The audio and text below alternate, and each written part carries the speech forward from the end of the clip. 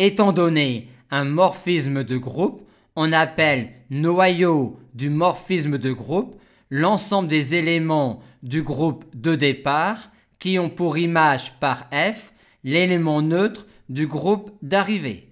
Et cet ensemble-là, noté qu'RF est un sous-groupe du groupe de départ, comme image réciproque par un morphisme de groupe d'un sous-groupe du groupe d'arrivée. Et pourquoi cette notion de noyau de F est-elle importante?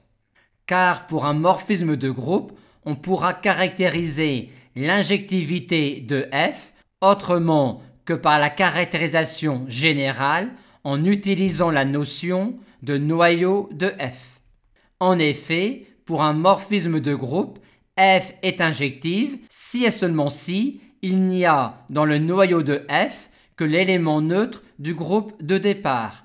Ainsi, la rédaction classique pour montrer qu'un morphisme de groupe est injective est la suivante: soit X un élément de G1 tel que f de x égale EG2, montrons alors que x égale EG1.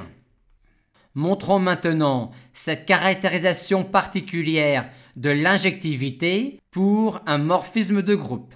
Cette implication-là est évidente, vu que l'on a toujours que f de EG1 égale EG2, ce qui nous conduit à ce résultat-là si f est injective.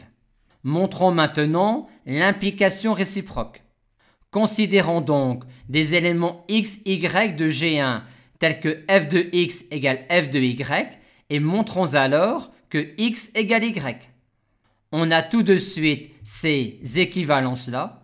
Aussi, dire que f de x égale f de y équivaut à dire que x, y-1 appartient à ker de f, ce qui nous conduit bien à x égale y si dans ker de f, il n'y a que l'élément neutre du groupe de départ. Quand on parle d'injectivité pour un morphisme de groupe, on pense donc noyau de f. Et quand on pense surjectivité pour un morphisme de groupe, on pense im de f, où im de f est l'image du groupe de départ par f.